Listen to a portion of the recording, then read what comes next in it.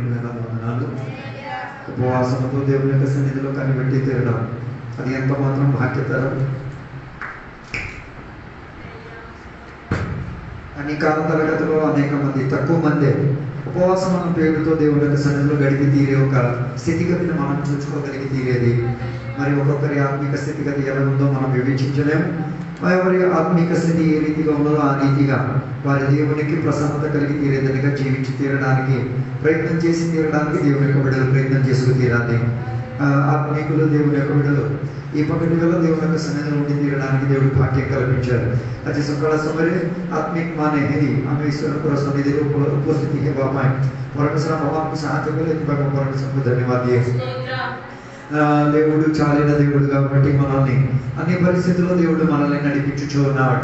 परमेश्वर सर्वशक्तिमान है हेतु सब परिस्थिति से आपको चलाते हमारा आवश्यकता को सब कुछ से पूर्ण करछि.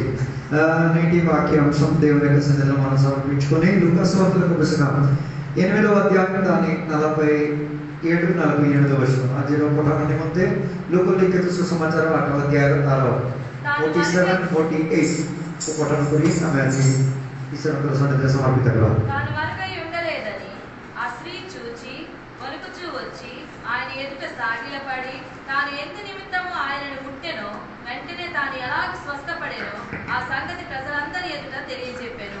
అందుకు ఆయన, కుమారి, నీ విశ్వాసము నిన్ను స్వస్థపరిచెను, సమాధానము గలదానివై పొమ్మని ఆమెతో చెప్పెను. Praise the lord.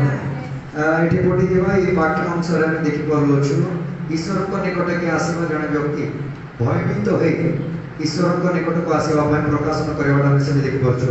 ఇక్కడ చదివిన ఈ వాక్య భాగము మనం చూడగలిగిన ఒక మాట, ఆమె భయపడి దేవుని యొక్క సన్నిధికి వచ్చినట్ల. ఈ కాలంలో దేవుని యొక్క బిడ్డలకు దేవుని సన్నిధి అంటే అసలు భయమే లేదు. అలాంటి ఒక కాలంలోకి ఆత్మీయత పతనంలోకి వెళ్ళిపోయింది.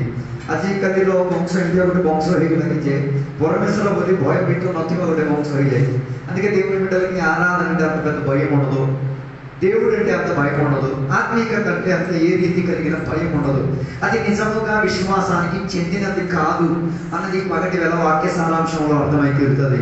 ସେଥିପାଇଁ ତମେ ଜାଣିପାରିବ କି ଯେ ଅଧିକାଂଶ ଲୋକମାନେ ଭୟଭୀତ ନ ହୋଇ ଭୟ ନଥାଇକା ଈଶ୍ୱରକୁ ଆରାଧନା କରୁଛନ୍ତି. ସେମାନଙ୍କୁ ସେମିତି ଭୟଭୀତି ନଥିବା ଗୋଟେ ଆରାଧନା ବିଶ୍ୱାସର କାରଣ ନୁହେଁ ବୋଲି ଆମେ ବାଇବଲ ପଢିବା ସମୟରେ ଆମେ ଦେଖିପାରୁଛୁ. ସେଥିପାଇଁ ଏଠି ପଠାର ଏଠି ଦେଖିବା ସମୟରେ ସେ ଭଉଣୀ ଯୀଶୁଙ୍କ ନିକଟକୁ ଆସି ସେ ଭୟଭୀତ ହେଇଗଲେ ବୋଲି ଲେଖାଯାଇଛି. ఆమె దేవుని పాదముల దగ్గరికి వచ్చి భయపడి తీరింది. ఈ పగటి వేళ నీకు ఎంత మాత్రం దేవుడు అంటే నీకు భయం ఉంది.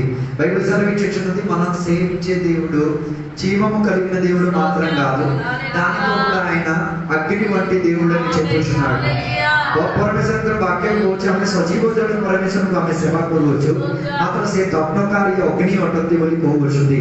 దాని అర్థం ఆ అగ్ని నిన్ను కాల్చి వేసి తీరొచ్చు, ఆ అగ్నిలో నీవు కాలిపోయి తీరొచ్చు అన్న భయం ఉందో లేదో దేవుని బిడ్డలకు నాకు తెలియదు. ఆ భయం ఉంటేనే అది నిజమైన విశ్వాసం, భయం లేకపోతే అది విశ్వాసం కాదు. ଯଦି ପରମେଶ୍ୱରଙ୍କୁ ସେ ରୀତିରେ ଭୟଭୀତ ହଉନାହାନ୍ତି ସେଠି ତମର ବିଶ୍ୱାସ ବୃଦ୍ଧ ଗୋଟେ ବିଶ୍ୱାସ ଅଟେ. ఇక్కడ చదివిన ఈ వాక్య భాగంలో మనం చూడగలిగితే రెండు రీతి కలిగిన ఉపమానాలు లేకపోతే రెండు కథలకు ఆధారపడి తీరినట్టుగా దేవుని యొక్క వాక్యం మనకి బోధిస్తున్నది. ఏ 40 ପଦର ତଳକୁ ପଢିବା ସମୟରେ ଦୁଇଟି କାହାଣୀକୁ ପରମେଶ୍ୱର ସଂଯୁକ୍ତ କରି ମିଶାଇ ଅଛନ୍ତି. ଗୋଟେରେ ଆମେ ଦେଖିପାରୁଛୁ ଯାହିର ବୋଲି କହିବା ଜଣେ ବ୍ୟକ୍ତି ତାଙ୍କର ଝିଅଟି ମୃତ୍ୟୁ ଅବସ୍ଥାକୁ ଯିବା ଗୋଟେ ପରିସ୍ଥିତିରେ పరమేశ్వర ସେ ଝିଅଟିକୁ పరమేశ్వర ସୁସ୍ଥ କରିବା ଗୋଟେ విషయం ଦେଖୁଅଛୁ. మొదటిగా మనం చూస్తే యాయిరైన కుమార్తెని దేవుడు స్వస్థపరిచి మరణమన్న స్థితిగతి నుంచి దేవుడు బతికించి ఒక ప్రక్రియను మనం చూచుచున్నాం.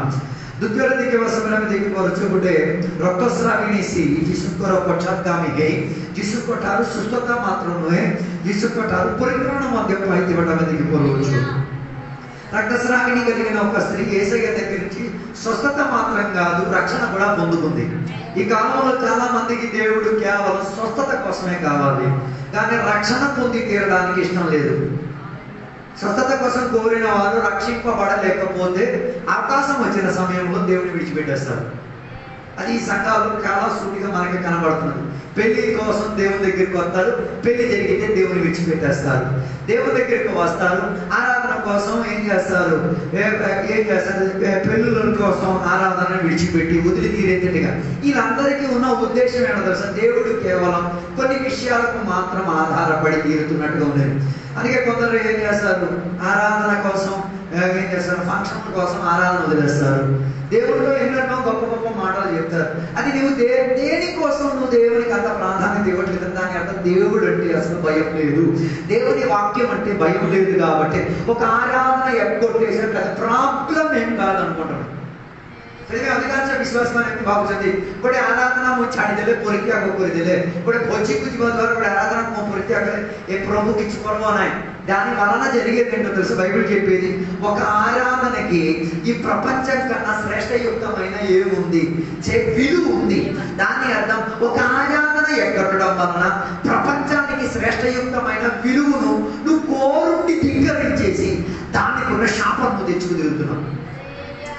మరి ఆ శాపం నువ్వు ఎన్ని ప్రార్థన చేసి, ఎన్ని తీర్థయాత్రలు చేసి, ఎన్ని కానుకలు ఇచ్చి, ఎన్ని దశభాగాలు ఇచ్చి తీరుతావో ఆ శాపానికి ఉన్న తీవ్రత నీకు అర్థమై తీరితే ఆయుష్ పోయినా కూడా దాని శాపం తీర్చలేదు.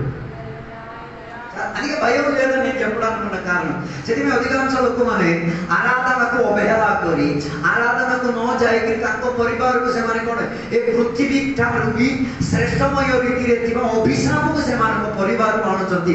శాప మరి బైబిల్ చెప్పేది ఒక తరం కాదు ఎన్నో తరములు అది వ్యాపరించి తీరుతుంది. దాని అర్థం నీ మూలంగా నీ పిల్లల జీవితం దౌర్భాగ్యానికి వెళ్తున్నదన్నది పరిజ్ఞానం ఉన్నవారు అర్థం చేసుకోగలిగి తీరితే భయభక్తితో దేవుని సేవించుకు తీరుతారు. তোমার দ্বারা তোমার পিলাମାନେ অভিশাপ প্রাপ্ত হউଛନ୍ତି, ତାଙ୍କର ବଂଶାବଳୀ କ୍ରମ ଅଭିଶାପକୁ କାରଣ ହଉଅଛି ବୋଲି ଜାଣିକି ଭୟଭୀତ ହେବା ବ୍ୟକ୍ତି ଆରାଧନାକୁ ଅବହେଳା କରିପାରିବ ନାହିଁ. మరి లేదు నేను సత్తే సత్యం నా పిల్లలు కూడా గలీజ్ అయిసావని అన్న రీతిగా నీ భావన అయితే నేను దానికి ఏం చేయలేను. మీరు దాని అనుసరించి ముందుకు కొనసాగండి. దేవుడు మిమ్మల్ని ఆ ప్రక్రియలో దీవించి తీరుతారు. ନାଇଁ ମୋର ମୋ ଇଚ୍ଛା ମୋ ପିଲାମାନଙ୍କୁ ମୁଁ ବିନଷ୍ଟ କରିକି ମରିଯିବି ସେମିତିଆ ଗୋଟେ କ'ଣ ଅଭିଶାପରେ ତାକୁ ପରିଣତ କରି ସେମିତି ହେଲେ ବି ପ୍ରଭୁ ତୁମକୁ ଆଶୀର୍ବାଦ କରନ୍ତୁ. ତୁମେ ନାହିଁ ତୁମର వంశానుక్రమే ତୁମର పిల్ల అభిషేకంలో పొందుతీవాడు తమ ଦେଖିପାରିବ. అయితే నేను చెప్పిన వాడనుకున్న ఉద్దేశం నిజముగా దేవుని యొక్క బిడ్డలు దేవుడి తాకిడిని అనుభవించిన వారు, దేవుని యొక్క శక్తిని అనుభవించిన వారు భయము లేకపోతే నీ విశ్వాసం వృధామైన విశ్వాసం, కేవలం దేవునికి మనుషుల కంటికి పొడి వేసే విశ్వాసం అని తెలుసుకు తీరాలి. ଯଦି ତୁମର ବିଶ୍ୱାସ ଯଦି ଈଶ୍ୱର ସଠିକ ଭାବରେ ଈଶ୍ୱରଙ୍କୁ ଭୟଭୀତ ନ ହୋଇ ଈଶ୍ୱରଙ୍କର ସ୍ପର୍ଶ ଅନୁଭବ କରି ଈଶ୍ୱରଙ୍କୁ ସେଇ ରୀତିରେ ଭୟଭୀତ ନ ହଉଛ, ସେମିତି ହେଲେ ତୁମେ ଲୋକଙ୍କର ସାମ୍ନାରେ କେବଳ ଧୂଳି ଝାଡ଼ିକି ଦେଖାଉଛ ଏଇଟା ଗୋଟେ విశ్వాస ବୋଲି. అయితే ఇక్కడ చదివిన ఈ వాక్య భాగంలో ఈ అమ్మ గురించి బైబిల్ చెప్తున్న మాట, ఆ అమ్మ యేసయ్యను ఏం చేసింది, వెంబడించి తీరింది. అది ఈ రోజు అది తమ కానికి పరమేశ్వరంతో పశ్చాత్తాపం హోచో దేనికి నీవు యేసయ్యని వెంబడించి తీరేది. బైబిల్ చదివించేది కొందరు యేసయ్యని వెంబడించి తీరేది రొట్టి తినడానికి, కొందరు యేసయ్యని వెంబడించి తీరేది స్వస్థత పొంది తినడానికి, కొందరు యేసయ్యని వెంబడించి తీరేది వాక్యం వినడానికి, వాక్యం వదిలి తీరడానికి, విని వదిలి తీరడానికి, కొందరు దేవుని సన్నిధిలో వెంబడించేది ఏం చేసి ఆ వాక్యానుసారంగా నిలకడత్వం కలిగి ఉండి తీరి ఆ దేవుడిని ఆస్వాదించుకు తీరి ఆ దేవుడు ఇచ్చిన ప్రక్రియలో ఏమై తీరడానికి జీవితాన్ని కొనసాగించుకు తీరడానికి. ସେଥିପାଇଁ କେତେ ଲୋକ ଈଶ୍ୱରଙ୍କ ପଶ୍ଚାତ୍ଗାମୀ ହେବାଟା ରୁଟି ପାଇବାନି ମତେ ନହେଲେ ବଦଳ ନିମନ୍ତେ, ନହେଲେ କେତେ ଲୋକ ଈଶ୍ୱରଙ୍କ ପଶ୍ଚାତ୍ଗାମୀ ହେବାଟା ସୁସ୍ଥତା ନହେଲେ ଆରୋଗ୍ୟ ପାଇବାନି ମତେ, ଆଉ କେତେ ଲୋକ ଈଶ୍ୱରଙ୍କର ପଶ୍ଚାତ୍ଗାମୀ ହେଉଥିବାଟା ଈଶ୍ୱରଙ୍କର ବାକ୍ୟ ଶୁଣି ପରିତ୍ୟାଗ କରିଦେବା ନିମନ୍ତେ, ଆଉ କେତୋଟି ଲୋକମାନେ ଈଶ୍ୱରଙ୍କର ପଶ୍ଚାତ୍ଗାମୀ ହେବାଟା ଈଶ୍ୱରଙ୍କର ସତ୍ୟ ଅନ୍ୱେଷଣକାରୀ ଏହି ବଞ୍ଚିବା ନିମନ୍ତେ. ତମେ ଏ ଚାରିଟା ଗୋଷ୍ଠୀରେ କୋଉ ଗୋଷ୍ଠୀରେ ଅଛ ତମେ ନିଜକୁ ନିଜକୁ ଚିନ୍ତା କରିକି ଦେଖ. ఈ నాలుగు క్రమావళిలో నువ్వు ఏ క్రమావళిలో నీ జీవితం బతుకుతుంది, నీ విశ్వాసం ఏ క్రమావళిలో ఉంది, నీ భయభీతి లేని లక్షణం ఏ క్రమావళిలో ఉంది, నువ్వే వివేచించుకు తీరు. రొట్టి కోసం ఆశించిన వాడు ఆ రొట్టికున్న తృప్తి దొరికి తీరితే తన జీవిత స్థితిగతి అయిపోయింది అనుకుంటాడు. దాని అర్థం రొట్టి నిన్ను పోషించి తీరదు. అందుకే కదా చాలా మంది రొట్టి కోసం ఆరాధన వదిలేస్తారు. అర్థం కాదు దేనికోసం, ఓ పోటడి రొట్టి కోసం లేకపోతే. అందుకే బైబిల్ చెప్తున్న మాట, మనుషులు రొట్టి వలన కాదు బతికేది, దేవుని యొక్క వాక్యం ద్వారా బతికేది. దేవుని యొక్క వాక్యం ద్వారా బతికేది అన్న దాని మీద రుజువు చేయాలంటే రొట్టి నన్ను బతికించట్లేదని రుజువు చేయాలి. అర్థం కాలేదు అనుకున్నా.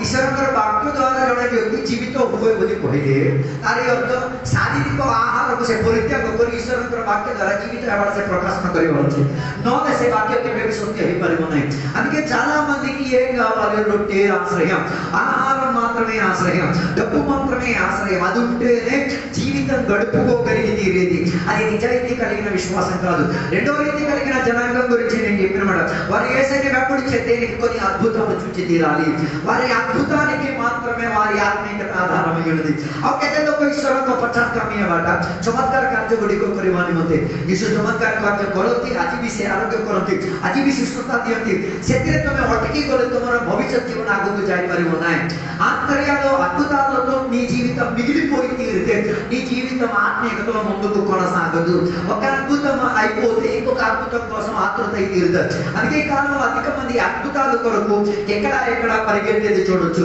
ଆଜିକାଲିର ଲୋକମାନେ ଅଦ୍ଭୁତ ପାଇବା ନିମନ୍ତେ ଏପଟେ ସେପଟେ ଭ୍ରମଣକାରୀ ହେବାଟା ସେଥିପାଇଁ ଅଦ୍ଭୁତ ପାଇବା ନିମନ୍ତେ ଉପବାସ ପ୍ରାର୍ଥନା ରଖିବେ ଅଦ୍ଭୁତ ପାଇବା ନିମନ୍ତେ ବଡ଼ ବଡ଼ କାର୍ଯ୍ୟ ଗୁଡ଼ିକ କରିବେ ସେଟା ସଫଳ ହେଇ ସାରିଲା ପରେ ସେ କାର୍ଯ୍ୟକୁ ସେମାନେ କରିପାରିବେ ନାହିଁ ସେମିତିଆ ଲୋକମାନେ విశ్వాసରେ పడిଯିବେ అట్లాంటి వారు విశ్వాసంలో పడిపోతారు విశ్వాసంలో నిలకడత్వం కలగలేరు దేవునితో ఏ రీతిగా ఏం చేయలేరు వారి జీవిత గడువుని గడపలేరు మూడవ బైబిల్ చెప్తున్న మాట దేవుని వెంబడించే వారి దగ్గర వాక్యం విని వదిలి తీరడానికి କେତେ ଲୋକ ଯୀଶୁଙ୍କ ପଶ୍ଚାତ୍ଗାମୀ କାହିଁକି ବାକ୍ୟ ଶୁଣିବାକୁ ଆସନ୍ତି ତାପରେ ବାକ୍ୟକୁ କ'ଣ ପରିତ୍ୟାଗ ఇలాంటి గుంపే మన సంఘాలు అధికంగా ఉన్నాయి వాక్యాలు రాసేస్తారు వాక్యాలు బోర్డు వినేస్తారు అది ఏం లేదు జీవితానుభవంలో ఉండదు అదే కదా బైబిల్ చెప్పేది దేవుని యొక్క వాక్యం మీద చల్లబడి అది విని వారికి చాలా సుఖం అనిపిస్తున్నది చాలా నెమ్మది అనిపిస్తుంది కానీ జీవితంలో వచ్చిన రోగాలు కష్టాలు సమస్యల్లో వాటిని వారు ఏం చేసుకోలేకపోతున్నారు జయించి తీరడానుకున్న భాగ్యం కల్పించలేకపోతున్నారు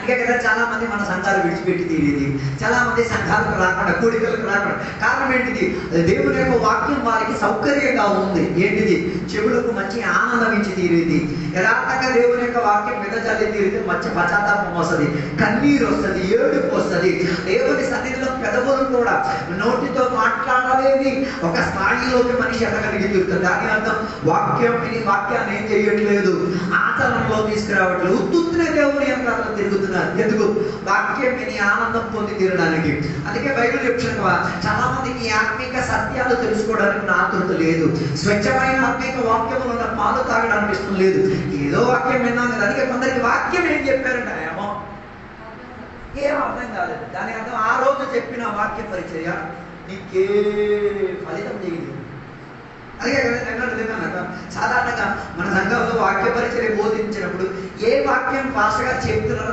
అది కనెక్ట్ చేసుకోలేకపోతున్నాడు దాని అర్థం మాస్టర్ గారు ముందే చెప్తున్నారు నేను ఈ విశ్వాసం గురించి చెప్తున్నాను దీనికి ఆధారమైన వాక్యాలే చదువుతున్నారు అదే మనం హైలైట్ గా చెయ్యాలి అన్న విషయం కొందరికి ఏం కావట్లేదు చదివిన వారికి అర్థం కావట్లేదు మొత్తం ఏదో చదివేస్తున్నారు ఏదో చదివేసిన వల్ల దానివల్ల ఏమి ఉండదు ఏ ఫలితం ఉండదు ఏది చెప్పుచున్నారో దానికి ఉన్న ఆ జ్ఞాన వాక్యములు ఏం చేసేది సేవకులు బోధించి తీరేది దానిని అర్థం చేసుకోలేకపోవడం ఆ తొలి చదివిన వాక్యం మనకి ఏం కాలేదు ఎక్కలేదు అందుకే ఆ వాక్యం మనల్ని ఏం చేయట్లేదు నెక్స్ట్ వాక్యం ఏ వాక్యం అన్నది మనకు అర్థం కావట్లేదు అర్థం కాలేదు అనుకుంటా हालेलुया ସେଥିପାଇଁ ଅନେକ ଲୋକମାନଙ୍କୁ ବାକ୍ୟଟି ପ୍ରଚାର କରନ୍ତି ଗୋଟେ ବାକ୍ୟ ପଢି ସାରିଲା ପରେ ଦ୍ୱିତୀୟ ବାକ୍ୟ ପଢିବା ପାଇଁ କହିବା ସମୟରେ ଏ ବାକ୍ୟକୁ ସେ ବାକ୍ୟକୁ କ'ଣ କନେକ୍ସନ ଅଛି କିଛି ଜଣା ପଡୁନି କାହିଁକି ସେ ବାକ୍ୟ ପଢିଲେ କିଛି ଜଣା ତାରି ଅର୍ଥ ତମେ ବାକ୍ୟ ଶୁଣୁଛ ସେଟା ତମର ହୃଦୟରେ କ'ଣ କରୁନାହିଁ କାର୍ଯ୍ୟ କରୁନାହିଁ అందుకే వాక్యం బైబిల్ చెప్తున్న మాట విత్తనం వేయడానికి వెళ్ళిన వాడు విత్తనం వేశాడు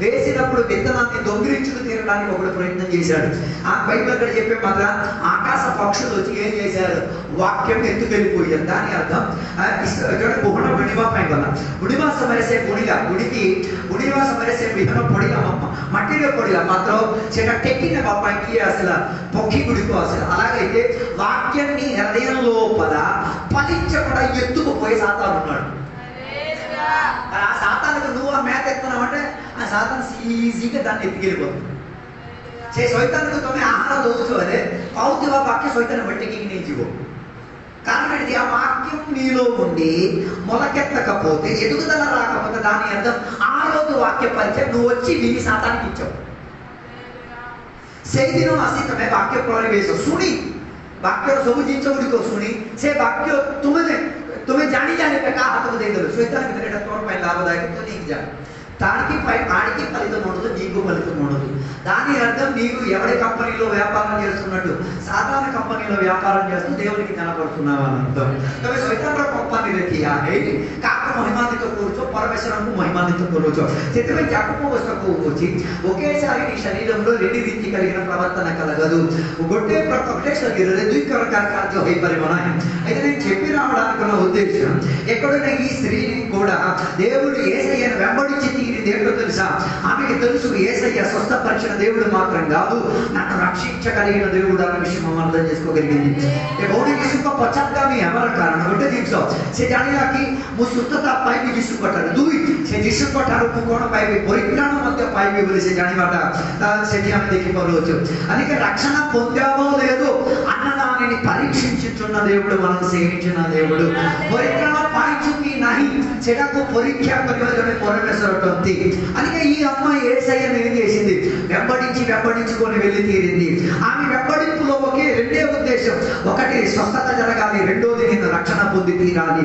మూడోది ఆ రక్షణకున్న మా ప్రక్రియలో నాకు స్వస్థత జరిగి తీరాలి. ସେଥିପାଇଁ ଏ ଭଉଣୀ ଯୀଶୁଙ୍କର ପଶ୍ଚାତଗାମୀ ହେବା ନାହିଁ, ଯୀଶୁଙ୍କ ଠାରୁ ସୁସ୍ଥତା ପାଇବା ସହିତ ସେ ପରିତ୍ରାଣ ମଧ୍ୟ ପାଇବାର ଅଛି.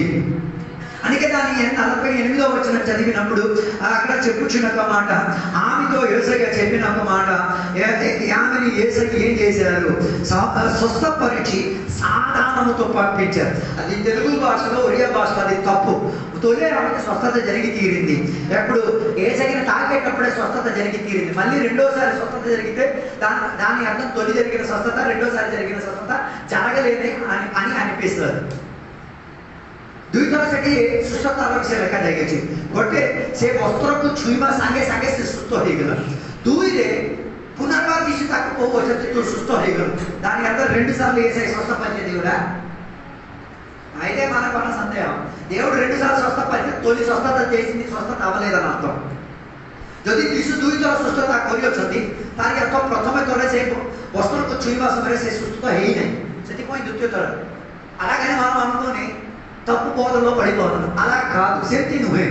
ପ୍ରଥମ ଥରକେ ହିଁ ସେ ସୁସ୍ଥ ହେଇଗଲା. ପ୍ରଥମେ ସୁସ୍ଥତା ପାଇସାରିଲା ପରେ ଦ୍ୱିତୀୟର ସୁସ୍ଥତା ବୋଲି କହିବାଟା ସେଟା କୋଉଟା? ପ୍ରାଣାତ୍ମାର ସୁସ୍ଥତା ଅଟେ, ନହେଲେ ପରିତ୍ରାଣ ଅଟେ. ସେ ପରିତ୍ରାଣ ପାଇବ. తొలి ఆమె స్వస్థత పొందింది దేనికోసం? శారీరకతలో ఆమెను స్వస్థత దొరికి తీరింది. రక్తస్రావం వచ్చింది కాబట్టి అది ఆగిపోయింది. రెండోదిగా స్వస్థత అని చెప్పిన ఒక మాట శారీర స్వస్థత కాదు, ప్రాణాత్మలకు కలిగిన స్వస్థత. అందుకే ఆమెకి యేసయ్య చివరిగా చెప్పిన మాట ఏంటో తెలుసా? సమాధానముతో విను. ఒకవేళ నీకు ఈ పాటలు పాడి ఆరాధన చేసి నీకు నీ ఇంట్లో నీ కుటుంబానికి సమాధానం లేదంటే రక్షణ పోయిందని అర్థం. You lost your salvation. నీ రక్షణ పోయిందని అర్థం. ଯଦି ତମେ ଈଶ୍ୱରଙ୍କ ଠାରେ ରହି ପରିତ୍ରାଣ ପାଇ ତମ ଘରେ ଶାନ୍ତି ନାହିଁ, ତମର ପରିବାରରେ, ତମର ପିଲାପିଲି ଭିତରେ, ତମର ମଣ୍ଡଳୀ ଭିତରେ, ତମର ଆତ୍ମିକତାରେ ତମକୁ ଶାନ୍ତି ନାହିଁ, ତାରି ଅର୍ଥ ତମେ ପରିତ୍ରାଣରେ ପଡ଼ିଗଲ, పునర్ବାର పరిత్రాణ పాయగల ଅଛି. కారణం ఏంటో తెలుసా? సమాధానం కల్పించిన వారు ధన్యులు, వారు దేవుడిని చూసుకోగలిగి తింటారు. దాని అర్థం నీ కుటుంబంలో సమాధానం లేకపోతే, నీ పిల్లలతో నీకు మంచి సమాధానం లేకపోతే, నీ సంఘముతో నీకు సమాధానం లేకపోతే, నేను ప్రకటించిన దేవుడిని నిన్ను చూడలేవు, వేరే ఏదో దేవుడిని నువ్వు చూడొచ్చు. మన దేవుడిను అర్చనలు, అర్పణలు, ఆరాధన, ప్రార్థన అన్ని ఇచ్చుకోవచ్చు. కానీ దేవుడు ఇచ్చిన సమాధానం ఎటువంటి సమాధానం? లోకం ఇచ్చిన సమాధానం కాదు. అది మనం ఏం చేసి తీరేది? ఏ పరిస్థితిలో అయినా కూడా ఏం చేసుకోగలిగేది? సమాధానం పంచుకోగలిగి తీరేది. అందుకే ఏ దేవుడు మనకిచ్చిన సమాధానం మన కుటుంబంలో వ్యాపరించగలిగి తీరాలి, మన సంఘంలో వ్యాపరించి తీరాలి. బలారాధన మనం ఇచ్చేది దేనికి? సమాధానం కలిగినోడికి. సమాధానం లేని బలారాధన తిని జబ్బులువారు అయిపోతాడు, ఆర్థికంగా చచ్చి తీరుతాడు, జీవిత స్థితిగతులు మరణానికి లోబడిపోయి తీరుతాడు. అందుకే ఏముండి తీరుతాడు? సమాధానం ఉండి తీరాలి. సమాధానం లేకపోతే దాని అర్థం నీకేం లేదు. యేసయ్య ఇచ్చిన రక్షణకున్న పోర్టల్ నీలో పనిచేయలేదు. తొమ్మిది పరిత్రాణ పైకి మొదట పడరే శాంతి నాయి లేదు. దాని యొక్క పరిత్రాణంలో పూర్ణత అయినాయి. రక్షణ యొక్క పూర్ణత అవ్వలేడు, సమాధానంతో బతకలేడు. అందుకే ఈ అమ్మ ఏం చేసింది? సమాధానముతో బతికి తీరాలనుకున్న ఆవిష్కరణ తన జీవితంలో జరిగి తీరింది. ఈ పగటి వేళ నీటిని కడిగేది ఏ పరిస్థితిలో కూడా సమాధాన పనిచేసేంతటిగా ఉన్న స్థితిగతి నీ జీవితంలో లేకపోతే ఈ రాత్రి ఈ పగటి వేళ మరలా దేవుని దగ్గర ఒప్పుకు తీరి రక్షణ పొందుకు తీరడానికి ప్రయత్నం చేసుకు తీరాలి. पुनर्वाद में शांति रो माहौल पाइबाने मते पुनर्वाद में परित्राण पाए जिसु को निकट बाहुड़ी असले पुनर्वाद में कोड शांति पाई परिवो ఈ సహోదరి ఆమెకున్న వేదన మీరు చూడగలిగితే ప్రజల సమక్షంలో ఆమె వచ్చి నిలబడి తీరడానికి యోగ్యురాలు కాదు. కానీ ఆమె ఏం చేసింది? దేవుని కొరకు ప్రయాసపడి తీరింది. ఆ కాల తరగతిలో మాత్రం కాదు, ఈ కాల తరగతిలో కూడా రక్తస్రావం చెందిన స్త్రీ ప్రజల మధ్యలోకి రావడం అదేం కాదు శకునంగా అపశకునమైన ప్రక్రియ. కానీ ఆమె ఏం చేసింది? ఎలాగో సస్తున్నాం కదా, అయితే ప్రజలైనా చెప్పినా పర్వాలేదు, లేకపోతే యేసయ్య నన్ను స్వస్థపరిచినా పర్వాలేదు అన్న రీతి కలిగిన ఎత్తినికాయను ఏర్పరిచింది. క్రైస్తవ జీవితము ఏ రీతి కలిగిన జీవితం? రిస్క్ తీసుకునే జీవితం.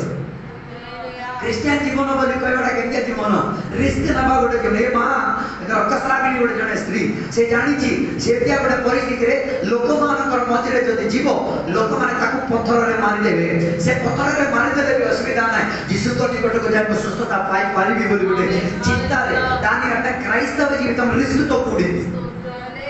నువ్వు రిస్క్ తీసుకోలేకపోతే క్రైస్తవ జీవితం జీవించలేవు. స్వార్థకెళ్ళక వెళ్తే కొట్టేస్తారని చెప్తే స్వార్థకెళ్ళలేకపోతే దాని అర్థం నువ్వు స్వార్థ కాదు పొందింది, దుర్వార్త పొందింది. దుర్వార్త పొందావు కాబట్టి ఆ దుర్వార్త నిన్ను అభ్యంతరపరిచి తీరింది శుభవార్త అందించకుండా. ସେଥିପାଇଁ ସୁସମାଚାର କହିବା ପାଇଁ ଯିବା ପାଇଁ ପ୍ରସ୍ତୁତ ହେବା ଲୋକମାନେ କାହିଁକି ସୁସମାଚାର ପାଇଁ କହିବା ପାଇଁ ଯାଉନାହାନ୍ତି? କାହିଁକି କହିଲେ ସେମାନେ ଶୁଣିବା ସୁସମାଚାର ଭୁଲ ସୁସମାଚାର ଯେ ସେମାନେ ଭୟଭୀତ ହୋଇଯାଇଥିବା ସୁସମାଚାରରେ ଶାନ୍ତି ମାହୋଲ ଆଣି ନ ପାରିବ ଗୋଟେ ସୁସମାଚାର ସେମାନଙ୍କ ଠାରେ ଥିବା ହେତୁ ସେମାନେ ସୁସମାଚାର କହିପାରୁନାହାନ୍ତି. గత వారం ఎంతమందికి మీరు సువార్త చెప్పారు? దాని అర్థం దుర్వార్త మీరు విన్నది కాబట్టి ఏం చేయలేకపోతున్నాం. ఒక మనిషితో స్వార్థ చెప్పలేకపోతున్నాం. అది జీవితంలో దౌర్భాగ్యం అనిపించట్లేదా? కొత్త కొత్త సొంత పూర కొట్టుకో మిడిలా జోడకు ముందు సుసమాచారం చెప్పారు. ఒక్కడికి కూడా చెప్పలేకపోయి ఏసై దేవుడు, ఏసై మాత్రమే దేవుడు, ఏసై మాత్రమే నీ పాపం కొరకు చచ్చిపోయాడని చెప్పలేకపోయామంటే ఆ దేవుని పట్ల ఎంత మాత్రం నీకు మనసాక్షి ఉందో అన్నది వివరించబడి తీరుతున్నది. కొత్త ସପ୍ତାହରେ କେତେ ଜଣଙ୍କୁ ସମାଚାର କହିଲ? ଯଦି କହିନ ହେଲେ ତାରି ଅର୍ଥ ତମକୁ ସେଟା ଗୋଟେ ଭାର ଭଳିଆ ଲାଗୁନାହିଁ. ନାଇଁ ନ କହିଲେ ବି ଚଳିବ. ତାରି ଅର୍ଥ బైబిల్ చెప్పేది ఒక ఆత్మకు ఉన్న విలువ అర్థమై తీరితే ఆ ఏ వ్యక్తి అయినా సువార్తను చెప్పే తీరుతాడు. ଗୋଟେ ପ୍ରାଣର ଶ୍ରେଷ୍ଠତା ଜାଣିଲେ ଜଣେ ବ୍ୟକ୍ତି କେମିତି ହେଲେ ବି ତାକୁ କ'ଣ କହିବ? ସୁସମାଚାର କହିବ. ସେଥିପାଇଁ ଅଧିକାଂଶ ଲୋକମାନେ సుసమాచార କହିବା ପାଇଁ ମନୋଯୋଗୀ నాంది. అయితే నేను చెప్పడానికి వచ్చిన విషయం ఏమనగా యేసయ్యను ఈమె ఏం చేసింది? తాకింది. తాకడం వలన ఆమె కుష్ఠమేమై ఆమె శరీరంలో ఉన్న రోగమేమై తీరింది? ఆమె విడిచి వెళ్ళిపోయి తీరింది. ଯୀଶୁଙ୍କୁ ସେ ଛୁଇଁବା ଦ୍ୱାରା ସେ ତାର ଶରୀରରୁ ତାର ରୋଗ ଅବସ୍ଥା ତାକୁ କ'ଣ ହେଇଗଲା? ଛାଡ଼ି ଦେଇକି ପଳାଇଗଲା. దాని అర్థం యేసయ్యను తాకి తీరితే ప్రజలకి మాత్రం కాదు యేసయ్యకు కూడా అర్థమై తీరుతుంది. ଯଦି ତମେ ଯୀଶୁଙ୍କୁ ଛୁଇଁଛ ଲୋକମାନେ ବି ଜାଣିବେ, ଯୀଶୁ ମଧ୍ୟ ଜାଣିପାରିବେ. అందుకే ఈ కాలంలో చాలా మందికి ఏం అక్కర్లేదు, యేసయ్య తాకిడే అక్కర్లేదు. యేసయ్య తాకిన వాడు ఏ రీతికైనా తన జీవిత స్థితిగతుల్లో దానిని చూపించుకో తీరగలుగుతారు. అందుకే మత్తయి సువార్త పుస్తకంలో 8వ అధ్యాయం 2-3 వచనాల్లో ఒక కుష్ఠవ్యాధిని యేసయ్య తాకినట్టుగా బైబిల్ చెప్తున్నది. ఆ తాకిడిలో ఏమైతే తన కుష్ఠవ్యాధి తనని ఏం చేసింది? విడిచికెళ్ళిపోయి తీరింది. దాని అర్థం యేసయ్య కుష్ఠం బైబిల్ అనుసరించి చెప్పి తీరితే పాపానికి సాదృశ్యం. దేవుడు ఒకటిని తాకి తీరితే ఆయనలో పాప సారాంశము ఏ రీతిగా ఏమై తీరదు? ప్రభుత్వం చేసి తీరదు. ଜଣେ ଯୀଶୁଙ୍କୁ ଛୁଇଁଲେ ମାତ୍ରି ଲିଖିତ ସୁସମାଚାର 8వ ଅଧ୍ୟାୟ 2-3 ପଦ ପଢିବା ସମୟରେ ଯୀଶୁ ଜଣେ କୁଷ୍ଠବ୍ୟା ରୋଗଗ୍ରସ୍ତ ଜଣେ ବ୍ୟକ୍ତିଙ୍କୁ ଯୀଶୁ କ'ଣ କହିଲେ? ଛୁଇଁଲେ. ଯୀଶୁ ଛୁଇଁବା ଦ୍ୱାରା ସେ ରୋଗୀ ବ୍ୟକ୍ତିଙ୍କର ରୋଗ କ'ଣ ହେଇଗଲା? ତାଙ୍କ ଠାରୁ ଛଡ଼ା ଦିଆଗଲା. ସେମିତି ସେ ଶୁଦ୍ଧ ହେଇଗଲେ ବୋଲି ବାଇବଲ କହୁଛି. ତାରି ଅର୍ଥ କୁଷ୍ଠ ରୋଗ ବୋଲି କହିବାଟା ପାପକୁ ସାଦୃଶ୍ୟ ଅଟେ. ତାରି ଅର୍ଥ କୁଷ୍ଠ ରୋଗ ଯଦି ପାପକୁ ସାଦୃଶ୍ୟ ଅଟେ, ପାପରେ ପତିତ ଜଣେ ବ୍ୟକ୍ତିଙ୍କୁ ଯୀଶୁ ଛୁଇଁ ପାରିଲେ, ଛୁଇଁବା ଦ୍ୱାରା ସେ ବ୍ୟକ୍ତି କ'ଣ ହେଇଗଲା? ପୁନର୍ବାର పాపి ନୁହେଁ, ସେ ଜଣେ ଧାର୍ମିକ ବ୍ୟକ୍తి ଭାବରେ ବଦଳିଗଲା. అయితే నేను నీకు అడుగుతున్నాక మాట, నువ్వు దేవుని బిడ్డవి, రక్షణ పొందిన వాడు, ఒక కుష్ఠోడి చేతిలో నుంచి అన్నం పుచ్చుకోగలుగుతావా? అందుకే కదా బల్లాలన్న కొందరికి కుష్ఠం వచ్చేది. ସେଥିପାଇଁ ପ୍ରଭୁ ବୋଧରେ କେତେ ଲୋକମାନଙ୍କୁ କୁଷ୍ଠ ରୋଗ ଆସିବାର ଦେଖିପାରୁଛୁ. ମୁଇଁ ସେ କାଢ଼ିବାର ଅଛି, ମୁଇଁ କାଢ଼ିବି ନାହିଁ. కుష్ఠోచితం ఇది. ఒక రొట్టిలో నుంచి ఒక పానీయంలో నుంచి తాగలేకపోతే కుష్ఠం లోపం ఉందన్నారు. నేను భాస్కర్ చెప్తుండే ఎవరు ఏడుపు నీకు ఆత్మికతలో రావట్లేదంటే కుష్ఠం లెప్రసీ వచ్చింది. ఎందుకు? మనకి శరీరంలో టియర్ గ్లాండ్స్ ఉన్నాయి, ఏడుపు తీసుకొచ్చే రంధ్రాలు ఉన్నాయి. దానికి ఏదైనా కఠోరం కలిగే మనస్తత్వం దాన్ని అభ్యంతర పరిస్థితి ఏడుపు ఆగిపోతుంది. ఏడుపు రాదు. అందుకే కొందరికి ఏం రాదు. ఏడవాలి, దేవుని సన్నిధిలో ఏడవాలి, ఆనందించాలి. ఈ రెండు కూడా జరిగి తీరాలి. రావట్లేదంటే కుష్ఠం ఎక్కడ వ్యాపరించింది? కంటిలో వ్యాపరించింది. అందుకే బైబిల్ చెప్పేది యేసయ్య దగ్గరికి వచ్చి ఏం చేయలేదు, కాటికకు కొని రాసుకోమని చెప్తున్నారు. ఎందుకు? అందుకే కొందరికి మనసాక్షి లేదు. మనసాక్షి లేకపోతే ఏం అనిపించదు. ఇప్పుడు 100 మంది కూర్చొని భోజనం చేస్తున్నారు, ఒకడు కొద్దిగా తినేసి మనసు వేదన పడి వెళ్ళింది. నీ ఆత్మీక స్థితిగా దాన్ని పరిశోధించలేకపోతే, ఆ విషయంలో నీకు ఏడుపు రాలేకపోతే దాని అర్థం ఆ మనిషి నీకు ఏం లేదు, ప్రేమ లేదు. अनेक लोग मान को कौन नहीं क्रंदन नहीं खाली परमेश्वर में आसो बोलते क्रंदन न आसो नहीं हेले आत्मिकतार तुमको क्रंदन आसो नहीं हेले तुम ठारे कुष्ठ व्यापारित होइछि पाप तुम भीतर होछि सेति पाए तुमको कौन आसो नहीं क्रंदन आसो नहीं लोग सेति में बाइबल कहूछि जो मनुष्य नशिंచేది చూచినా కూడా నీకు ఏడుపు రావట్లేదంటే దాని అర్థం ఏమొచ్చింది కుష్ఠం వచ్చి తీరింది పాపం వచ్చి తీరింది అందుకే కొందరికి ఏడుపు రావట్లేదు ఇప్పుడు రోగదశలో ఆసుపత్రిలో ఉన్నాడు ఆయన వెళ్ళి చూడాలి ఆడి పట్ల కన్నీరు ఖర్చు ప్రార్థన చేయాలి ఆడి ప్రాణం తిరిగి వచ్చి తీరాలి అన్న ఆత్మత నీ లేకపోతే నీ ప్రాణాన్ని కాపాడుతూ తీరే వ్యగ్రతలు నువ్వు పరిగెడుతున్నావు ସେଥିପାଇଁ ଯଦି ତୁମଠାରୁ ଅସୁରତର ବାହୁନ ନାହିଁ ଆଜି ତୁମେ ଈଶ୍ୱରଙ୍କ ନିକଟକୁ ଆସି କ୍ରନ୍ଦନ କରିବା అందుకే యేసయ్య తన పరిచర్య కాల తరగతిలో 3 సార్లు ఏడ్చినట్టుగా బైబిల్ బోధించి తీరుతున్నది యేసయ్య నవ్వినట్టుగా బైబిల్ అక్కడ రాయబడలేదు కానీ ఏడుపును ప్రస్తావించినట్టుగా రాసినట్టుగా మనకి కనబడుతున్నది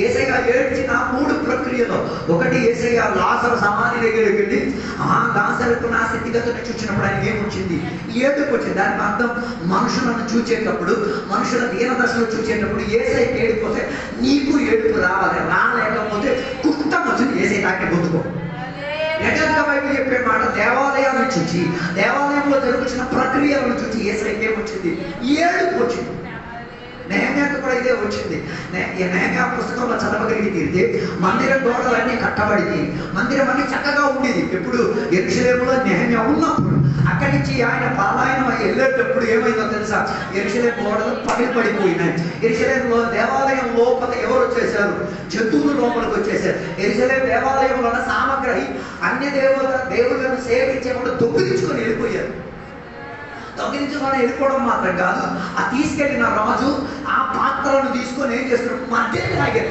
ఏడుపు వచ్చినాయి కానీ అర్థం బల్ల కార్యక్రమానికి వాడే సరుకు అన్నిటి తీసుకెళ్లి అందులో మందు తాగేసిన దేవుని బిడ్డలకు కన్నీరు రావట్లేదు అదే కదా ప్రాబ్లం అదిగే కదా కొందరు చర్చిని కూడా క్లబ్లకు ఇచ్చారు ఇది పరిశుద్ధ స్థలం దేవుని యొక్క బిడ్డలు వచ్చి పరిశుద్ధంగా దేవునికి గణపరిచే కేంద్రం ఇది దేవుని బిడ్డలు కొనుక్కున్నది ఎందుకు కొనుక్కున్నది కాదు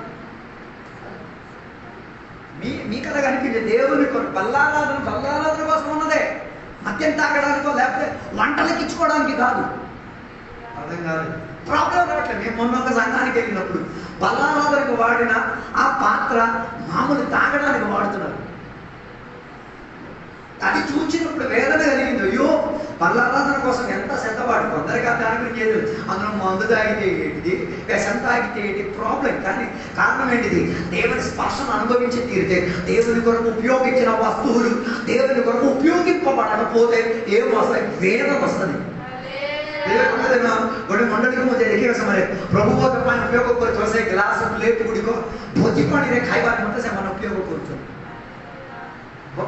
ଦରଦ ଲାଗିଲା କ୍ରନ୍ଦନ ଆସିଗଲା କାହିଁକି ଏ ଲୋକମାନେ ସେମିତି କରୁଛନ୍ତି నేను చెప్పి రావడానికి దేవాలయంకున్న వస్తువు దేవాలయానికి పరిమితమే దేవాలయం దేవుని కొరకు పరిమితమే దేవాలయం దేవుని ప్రజల కొరకు పరిమితమే ఎక్కడ నువ్వేం చేయలేవు నీ లోక సిద్ధాంతాలను ఇక్కడ ఎంటర్టైన్ చేయలేవు అర్థం కాలేదు కుష్టం వచ్చేసింది అందుకే ప్రజలకు అర్థం కావట్లేదు ఏమని దేవాలయంలో ఏం జరిపినా ప్రాబ్లం లేదు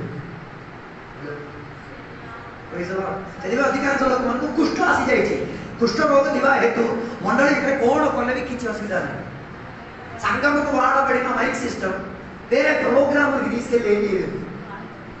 డబ్బులు దొరుకుతాయి కానీ ఆ డబ్బుల మూలంగా సంఘానికి ఎంత కుష్టం తెప్పించింది.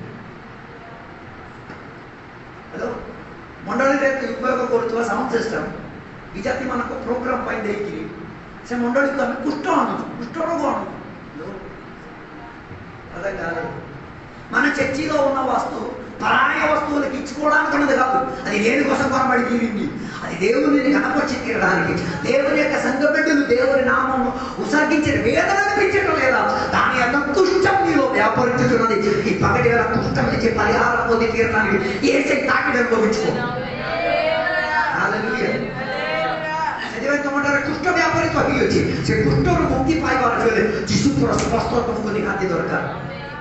మనం చదివిన వాక్య భాగములు ఆ అమ్మ శరీరంలో నుంచి రక్తం ఏమై తీరేది దానదానగా ఏమొచ్చేది బయటకు వచ్చి తీరేది. అది శుద్ధి చెందిన రక్తం కాదు, అపవిత్రత చెందిన రక్తం. అపవిత్రత చెందిన రక్తము దానగా ప్రవహించే దానిని ఆపివేసి తీరడానికి జీవ రక్తం కలిగి ఉన్న ఆ రక్తం యేసయ్యకి కాల్చబడి దాని అర్థం జీవం కలిగిన రక్తం కాల్చబడి తీరితే అపవిత్రమైన రక్తం విడిచెల్లి తీరాలి. জীবন প্রাপ্ত রক্ত তোমার পায়ে বহা দিয়া গেলে অপবিত্র হইবা রক্ত তোমার পায়ে বন্ধ দিবাটা পড়িবে. అందరిదాన్ని కలిపేశారు. యేసయ్య రక్తం ద్వారా సకల పాపం కడగబడింది అని తెలిసి ఆ రక్తాన్ని ఏం చేసి తీరుతున్నారు? కుష్ఠ ప్రక్రియలకు అలవాటు చేశారు. పాప ప్రక్రియలకు అలవాటు చేసుకొని దానిని తొక్కేసి ఆ రక్తాన్ని ఏం చేసి మలినపరిచి తీరుతున్నారు. ఇంకే పగటివేళ పరిశోధించండి.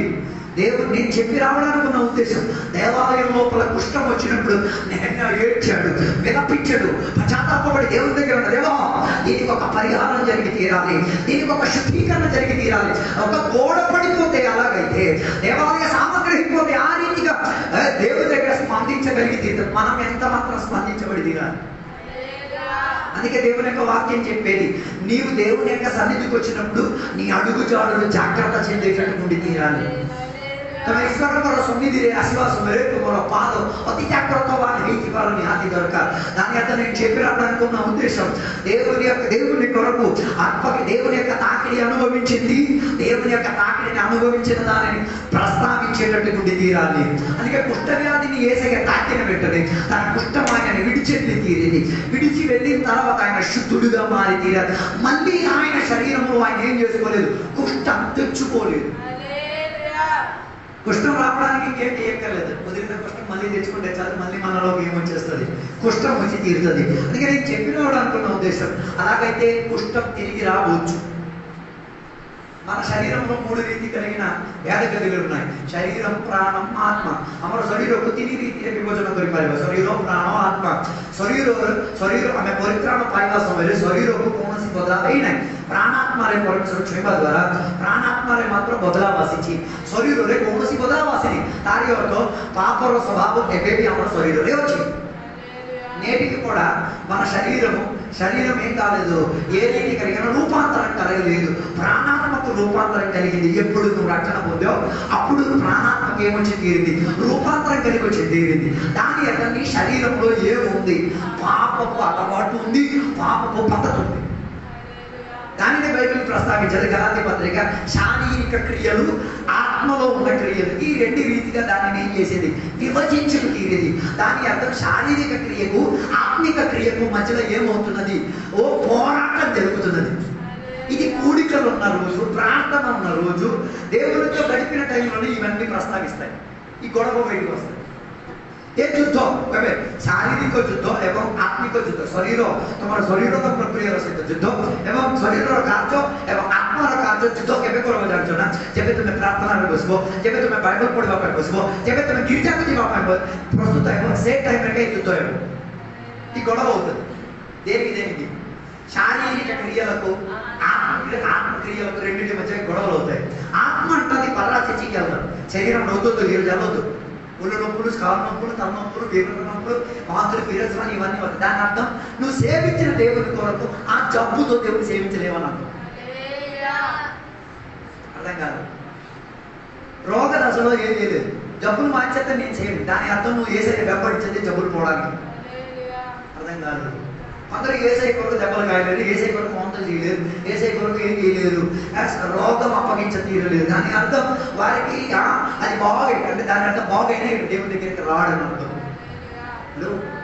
यदि मैं अधिकांश लोगों माने रोग दशरा तेले परमेश्वर को निकट को आसी मैंने परमेश्वर छे दिनों से युद्ध किए जीतिला शरीर कार्य जीत आ रोज गेलिसी नी దాని తర్వాత శారీరక కార్యం గెలిచిన తర్వాత దానికి ఒక స్టోరీ కూడా పట్టుకోవాలి. ఏం బాబు రాలేదు అలానా శారీరక క్రియ చెప్తుంది. అర్థం కావట్లే. ఆత్మీకత ఓడిపోయిందని అర్థం కావట్లే. ఆత్మిక కార్య హాయి చేసి వదిలి చిత్త కోరు కోణ జిత్తేసి శారీరక కార్యం జిత్తేసి దాని అర్థం నువ్వు నీ శరీరం నీ ప్రాణాత్మ ఎంత మాత్రం ఆత్మీకతకు ప్రయాసపడి తీరిందో దానిని ఒక చులకనైన పనితో దేనికి అప్పగించేసావు? శారీరక క్రియకు అప్పగించావు. అందుకే బైబిల్ చెప్పేది నీ శారీరక క్రియలకు ఏమిచ్చి తీరాలి? సిలువిచ్చి తీరాలి, సిలువ ఎక్కించి తీరాలి. ఎలా ఎక్కించి తీరేది? నేను ఈరోజు ఖచ్చితంగా ఆరాధనకి వెళ్తాను, ఏమైనా పర్వాలేదు, ఏ పరిస్థితి వచ్చినా సత్యం కానీ ఎక్కడికి వెళ్తాం? ఆరాధనకి వెళ్తాం, లేకపోతే ప్రార్థనలో కూర్చోం, లేకపోతే బైబిల్ చదువుతాం, లేకపోతే ఉపవాసం చేస్తాం. దాని అర్థం శారీరక క్రియకు ఏమిచ్చి తీరాలి? చావునిచ్చుకు తీరి ప్రాణాత్మక ఏమిచ్చి తీరాలి? జీవం తీరాలి.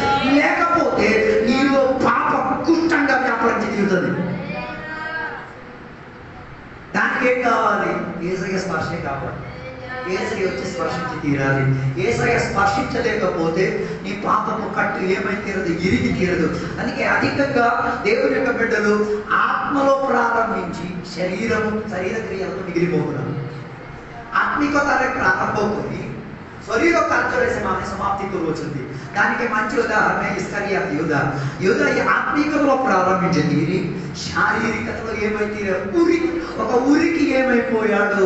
ఆ బానిస అయిపోయి తీరాడు. అలాగైతే ఒకసారి పగటిగా ఆలోచించుకు తీరు దేని ద్వారా కొనసాగించి తీరుతున్నాం శారీరక సుఖం. అందుకే బయట చెప్పేది శారీరక సుఖం కోరినవాడు ఏది తింటాం, ఏది తాగుతాం, ఇది ఆలోచించలేని వాడు ఆత్మక్రియకు ఆలోచన కలిగిన వాడు. ఈరోజు పొద్దున ఏం తిన్నానన్నది కాదు, ఈరోజు పొద్దున నేను ఆత్మిక ఆహారం భుజించాను, ఈరోజు పొద్దున నాకు ఆత్మిక దేవునితో సహవాసం ఏర్పడిందా, ఈరోజు పొద్దున నేను ఆత్మిక దేవుని గురించి ఒక మాట ఒకరికి చెప్పాను. ఆత్మదాహం కలిగిన వాడు ఆ రీతిగా ప్రస్తావించినప్పుడు శారీరక దాహం కలిగిన వాడు శారీరక ఆహారం కొరకు, శారీరక భోజనం కొరకు, శారీరక ప్రక్రియ కొరకు వ్యగ్రత చెంది తీరుతాడు. ఈ పగటి మీద అర్థం చేసుకో, దేనికి గెలవడానికి అవకాశం ఇస్తున్నావు? దాని అర్థం తొలి నీ కుష్టం పోగొట్టిన యేసయ్యను అవమానపరిచి తీరుతున్నాం, ఆయన రక్తాన్ని ధిక్కరించి తీరుతున్నాం. ఆ విషయంలో నీకు ఏ రీతి కలిగిన వేదన ఉందా, ఆ రీతిగా ఆ విషయం పైన నీకు ఏ రీతికైనా బాధ ఉందా, ఈ పగటి వేళ బాధను ప్రస్తావించి దేవుడికి చెప్పు. దేవా, నిన్ను అణిచి తొక్కి నేను వెళ్ళి తీరా, మళ్ళా నేను కుష్టం తెచ్చి తీరా, నా శారీరక క్రియలకు నేనేం చేయాలి? సిలువ ఇచ్చి తీరాలి. ମୋର ଶରୀର କାର୍ଯ୍ୟ ଗୁଡ଼ିକକୁ ଆମେ ନିଜେ କ'ଣ କରିବା? କୃଷାର୍ପିତ କରିବା ଅଛି. ତମେ ନିଜେ କୃଷାର୍ପିତ ନ କଲେ ଆତ୍ମା କାର୍ଯ୍ୟକୁ ତମେ ନିଜେ ତମର ଶରୀର କୃଷାର୍ପିତ କରିପାରିବ. నీ శారీరక క్రియలకు నువ్వు సిలువ ఎక్కించలేదు అనుకో, నీ శరీరమే నీ ఆత్మ క్రియలను ఏం చేసి సిలువ ఎక్కించి తీరుతుంది. నేటికి కూడా కొంతమంది విశ్వాసులు శారీరక క్రియ సుఖభోగం కొరకు ఆత్మిక క్రియలకు ఏం చేశారు? ఆత్మక్రియ గురించి బైబిల్ చెప్పే ఒక మాట, 9 ఆత్మక్రియల గురించి బైబిల్ చెప్తున్నది. అవి నీలో సిలువ ఎక్కి తీరితే ఏం బయటికి రావు. అందుకే కొందరికి ఏమఉండదు, స్వయం నియంత్రణ ఉండదు, కంట్రోల్ ఉండదు, దేంట్లో కూడా కంట్రోల్ ఉండదు. కారణం ఏంటిది? దేన్ని సిలువ ఎక్కించేశాడు? ఆత్మక్రియలను. దాని యొక్క కుష్టం వ్యాపరించి తీరింది. దాని వలన ఏం కావాలి? యేసయ్య యొక్క తాకిడి నీకు కావాలి. అందుకే నేను చెప్పి రావడానుకున్న ఉద్దేశం, ఆత్మక్రియ లేకపోతే శారీరక క్రియ నిన్ను ఏం చేసి తీరుతుంది? మళ్ళీ ఒక పాపిగా నిన్ను సరిదిద్దేసి తీరుతుంది. ଯଦି ତୁମର ଆତ୍ମା କାର୍ଯ୍ୟକୁ ତୁମେ କୃଷାର୍ପିତ କରୁଛ, ଶାରୀରିକ କାର୍ଯ୍ୟକୁ କୃଷାର୍ପିତ ନ କରି ଆତ୍ମାର କାର୍ଯ୍ୟ ଗୁଡ଼ିକୁ କୃଷାର୍ପିତ କରୁଛ, ସେମିତି ହେଲେ ପୁନର୍ବାର ତୁମେ ଆତ୍ମିକ ବ୍ୟକ୍ତି ଠାରୁ ପାପମୟ ବ୍ୟକ୍ତି ଭାବରେ ପରିବର୍ତ୍ତିତ ହେଇପାରିବ, ଟ୍ରାନ୍ସଫର ହେଇପାରିବ. పాపిగా ఉండి ఏం చేయొచ్చు? నటించవచ్చు, సూపర్గా నటించవచ్చు, ఎప్పటికీ ఏం లేదు తెలియదు. దానికి మంచి ఉదాహరణ ఆదాము గురించి. ఆదాము దేవుడు చెప్పిన మాటను ధిక్కరించేసి ఫలం తిని తర్వాత దేవుడి శబ్దం వెళ్ళలేదా? దేవుని దగ్గరికి రాలేదా? దగ్గరికి కూడా వచ్చాడు. మాట్లాడలేదా? మాట్లాడాడు. కానీ తన విషయం గురించి తనకేం కలగలేదు, పశ్చాత్తాపం కలగలేదు. ଆଦାମଙ୍କ ଜୀବନ ଦେଖନ୍ତୁ, ସେ ଈଶ୍ୱରଙ୍କର କଥାକୁ ଅମାନ୍ୟ କରି ସାରିଲା ପରେ ସେ ଈଶ୍ୱରଙ୍କର ଶବ୍ଦ ଶୁଣିଲେ କି? ଈଶ୍ୱରଙ୍କର ଶବ୍ଦ ଶୁଣିଲା, ଈଶ୍ୱରଙ୍କ ନିକଟବର୍ତ୍ତୀ ହେଲା ନାହିଁ କି? ଈଶ୍ୱରଙ୍କ ନିକଟବର୍ତ୍ତୀ ହେଲା, ଈଶ୍ୱରଙ୍କ ସହିତ కథాబార్త ହେଲା କି ନାହିଁ? ନା, మాత్ర ସେ ଅନୁତାପ ପାଇଲା. దాని అర్థం కష్టం వ్యాపారం చేస్తే మళ్ళా ఒకసారి ఆత్మీయ నుంచి పడిపోతే నీకేం అనిపించదు, పశ్చాత్తాపం అనిపించదు. పశ్చాత్తాప పడాలి అన్న రీతిగా ఏం కాదు, ఒక సెన్స్ మనకు పనిచేయదు. అదో నరలేదో నాకు తెలియట్లేదు. దేవుని నామానికి స్తోత్రం.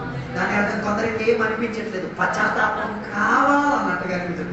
యోబు గ్రంథం 42వ అధ్యాయంలో యోబు గురించి చెప్తాను, నేను దేవుడిని నేను కన్నులారా చూచిన తర్వాత నాకు అర్థమైంది, ఇన్నాళ్ళు పలికినది, ఇన్నాళ్ళు నేను ఆలోచించింది, ఇన్నాళ్ళు నేను ప్రస్తావించింది తప్పిదమైపోయింది, నేను పశ్చాత్తాపడుతున్నాను అంటున్నాడు. ఎప్పుడు? దేవుని చూచినప్పుడు. దాని అర్థం ఇన్నాళ్ళు ఆయన దేవుడిని ఏం చేయలేదు, ఇన్నాళ్ళు దేవుడి గురించి కేవలం విన్నాడు మాత్రమే. తన ఆత్మీయ స్థితిగతి దేవుడిని విని విని విని విని ఆయనకు అంత మాత్రం నిరీక్షణ కలిగింది, అంత మాత్రం విశ్వాసం కలిగి తీరింది. కానీ జీవిత స్థితిగతుల్లో వచ్చిన ఆ శోధన చెందిన ప్రక్రియ మెల్లిమెల్లిగా తన విశ్వాసాన్ని ఏం చేసి తీరింది, ఆపేసి తీరింది. మెల్లిమెల్లిగా దేవుడికి ప్రశ్న అడగడం మొదలెట్టాడు. ఆ ప్రక్రియలోనే దేవుడు ఆయనకు చుడిగాలిలో కనబడి ఆయనతో చెప్పిన ప్రక్రియలో ఆయనకు అర్థమై తీరింది, నేను కనులారా ఎవరిని చూచి తిని దేవుడిని చూచి తిని. ଆଇବ ଜୀବନ ବାଇବେଲ ଏଠି କୁହାଯାଉଛି, ସେ 42 ଅଧ୍ୟାୟର 1 2 3 4 5 ପଦ ପଠନ କରିବା ସମୟରେ ଆଇବ ଈଶ୍ୱରଙ୍କୁ ଦେଖି ସାରିଲା ପରେ ସେ କହୁଛି, ମୁଁ କହିବା କଥା, ମୁଁ ଚାଲିବା ଚଳନ, ମୁଁ ବୁଦ୍ଧିରେ ଚିନ୍ତା କରିଥିବା ଆଲୋଚନା ସବୁ କିଛି ଦେଖି ମୁଁ ଜାଣିପାରୁଛି କି ଯେ ମୁଁ ଈଶ୍ୱରଙ୍କର ବିରୁଦ୍ଧାଚାରୀ ହେଇଛି, ସେଥିପାଇଁ ମୁଁ ଅନୁତାପ କରୁଅଛି ବୋଲି ସେ କହୁଅଛନ୍ତି. దేవుడిని చూస్తే ఏం వస్తుంది? పశ్చాత్తాపం వస్తుంది. దేవుని దగ్గరికి వస్తే పశ్చాత్తాపం వస్తుంది. మంచి ఉదాహరణ ఎవరిది? జక్కయ్యది. దేవుని దగ్గరికి వచ్చాడు, ఎంత దగ్గర? 6 అడుగుల డిస్టెన్స్ లో ఉన్నాడు, పశ్చాత్తాపం వచ్చింది. 6 feet, 6 అడుగుల డిస్టెన్స్ లో చోపు ତୁଫାତରେ ଯୀଶୁ ଏବଂ ଯକ୍ଷ ଦୁଇ ଜଣ ଆମ୍ନା ସାମ୍ନା ଭେଟ ହେବା ସହିତ ତାକୁ ମନ ପରିବର୍ତ୍ତନ ଆସିଲା. దాని అర్థం దేవుడిని చూసినా మారు మనసు వస్తుంది, దేవుని దగ్గరకు వచ్చినా నీకు మారు మనసు వస్తుంది, దేవునికి వాక్యం పలికినా నీకు మారు మనసు వస్తుంది. దేవునికి దగ్గర అవుతున్న కొద్దిగా నీకేమొచ్చి మారు మనసు వచ్చి తెలియదు. మారు మనసు ఒకరోజు ప్రక్రియ కాదు, ప్రతి సెకండ్కి జరగాల్సిన ప్రక్రియ. అందుకే కొందరికి సంక్రాంతికి శివరాత్రికి మారు మనసు దొరికేది, 31వ తారీఖున ఫుల్ మారు మనసు. దేనికి ఫలితం లేదు. ఏ ప్రక్రియ అప్పటికప్పుడే ఏం చేసి తీరాలి? కడగబడి తీరాలి. ఇప్పుడు బురదలో పడ్డాం లేదు, ఇప్పుడు కడగలే, 31వ తారీఖు అడుగుతారు, దానివల్ల సగం మొత్తం చెప్పైపోయి. ఇప్పుడు నువ్వు కడగాల్సింది ఇప్పుడే ఏం చేసి తీరాలి? కడగగలిగేటట్టుగా ప్రక్రియ ఒకటి తీరాలి. అందుకే మారు మనసు చెందినవాడు, యథార్థంగా దేవునితో అనురూపి అయిన వాడు ప్రతి సందర్భంలో ఏం చేసి తీరడానికి ప్రయత్నం చేస్తాడు, కడగడానికి ప్రయత్నం చేసుకోగలిగింది. అందుకే నేను చెప్పి రావడానికి నా ఉద్దేశం, నీ విశ్వాస జీవితంలో ఏం చేయాలి? మారు మనసును పొందుకునే ఒక ప్రక్రియ ఒకటి తీరాలి. మనసు మారాలి. మనసు మారితే నీ జీవిత గమ్యం మారగలిగింది. లేకపోతే నడిచే నడక ఇలాగే నడిచేతావు తప్ప నటించుకొని తిరగవచ్చు. అందుకే బైబిల్లో దేవుడు చెప్తున్న ఒక మాట, ఫరీసీలు ఎప్పుడు కూడా దేవుడి సన్నిధిలో ఏం చేశారు? నటించేవారు. హిపోక్రసీ, నచ్చని ఒక ప్రక్రియ దేవునికి. విగ్రహారాధనతో సేమే వేషధారణ, విగ్రహారాధనలు కూడా సేమే పని చేస్తాం, వేషధారణలు కూడా అదే చేస్తాం. మారు వేషం వేసి ఆశీర్వాదం పొందిన యాకోబు దేవుని సన్నిధికి వచ్చినప్పుడు మరి వేషం వేయలేకపోయాడు, నిజాయితీని ప్రస్తావించి దేవుని పొందుకోవాల్సిన పరిస్థితి వచ్చింది. దాని అర్థం ఈ వేషం మారే ప్రక్రియ ఏం చేయాలి? దేవుని బిడ్డను ఆపాలి. లోన్ ఒకలాగా బయటికి దేవుడి దగ్గర గొప్ప అభిషేకం, దేవుడి దగ్గర గొప్ప కృపాపరాధం, అన్ని భాషలు అన్ని మాట్లాడు. ఈ భాష మాట్లాడేది కొలాయి దగ్గర కూడా మాట్లాడేటప్పుడు చూడండి. అక్కడ బూతులు వచ్చి ఇక్కడ అన్ని భాష మాట్లాడుతున్నాం, పొందుకున్నా కృపావరం పరిశోధించాను. కొందరు కృపావరం పొందుకునేది బూతులు ఆడడానికి. కృపావరం ఇచ్చింది దేనికి? అది ఎవరితో మాట్లాడు? దేవుడితో మాట్లాడితే. ఒక వేదన చెందిన చర్యలో కృపావరం యాక్టివేట్ గా ఉంటే, కృపావరమే నిజంగా ఉంటే కృపావరం బయటకు వస్తాయి, బూతులు రాదు. ఓన్లీ రోజు మేము ప్రార్థనలో కూర్చున్న టైంలో బయట ప్రార్థన అవుతుంది, ఒక పాస్టర్ అక్కడ నిలబడి బూతులు చేస్తున్నాం. వెంటనే మమ్మల్ని చూసేసరికి సిచ్చి మార్చేశారు. దానికి ఒక 3 వారాల క్రితం గొప్ప వాక్యం చెప్పారు. దేవుడి ప్రేమ, దేవుడి అభిషేకము, దేవుడితో ఐక్యత కలిగి ఉండి తీరాలి. ఎక్కడికి వెళ్ళింది కొలాయి దగ్గర అర్థం కాలేదు అనుకుంటున్నాను. అందుకే కొందరికి ఆ కృపాఫలాన్ని చర్చికి వస్తే వస్తుంది, బయటికి వెళ్తే మీరు విభజించేస్తాడు. ఇది కరెక్ట్ కాదు, ఇది డూప్లికేట్. దాని అర్థం ఎక్కడొచ్చి అక్కడ రాలేదు, ఏదో తేడా ఉంది. ఇది మారువేషం. ఈ కుష్టం వచ్చిన కూడా ప్రత్యేకత ఉంది. ఈ మారువేషం వేస్తాడు. ఎందుకు తెలుసా? లోన ఉన్న కుష్టం బయట ఉన్నోడికి కనబడదు. ఇలా ఒక కథ బైబిల్లో పాత నిబంధనలో ఉంది. ఒక రాజుకి ఇలాగే కుష్టం ఉండేది.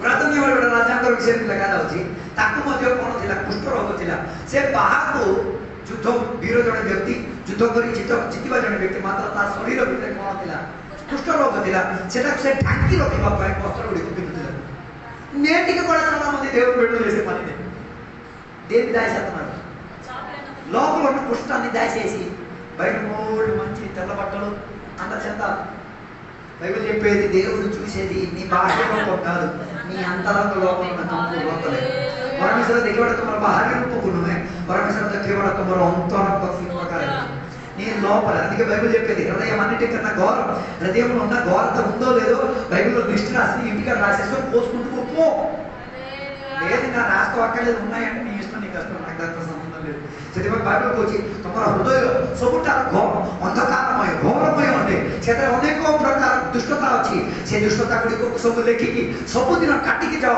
ନହେଲେ ତମର ଭିତରେ ଶାରୀରିକ କାର୍ଯ୍ୟ ବାହାରକୁ ଆସିବ నేను చెప్పి రావడానికి ఉద్దేశం నయమాన్ అన్నవాడికి కుష్ఠం ఉండేది ఆ కుష్ఠం ఏం చేసుకోలేరు ఎవరికి చెప్పుకోలేకపోయారు దాని ఆ ఇంట్లో విశ్వాసం చెందిన ఒక కుమార్తె ఉంది కాబట్టి నేను నీకు అడిగే ప్రశ్న నీ కుమార్తె ఆ రీతిగా ఇంట్లో ఉంటే నయమాన్ని దేవుని దగ్గర తీసుకురాగలుగుతారా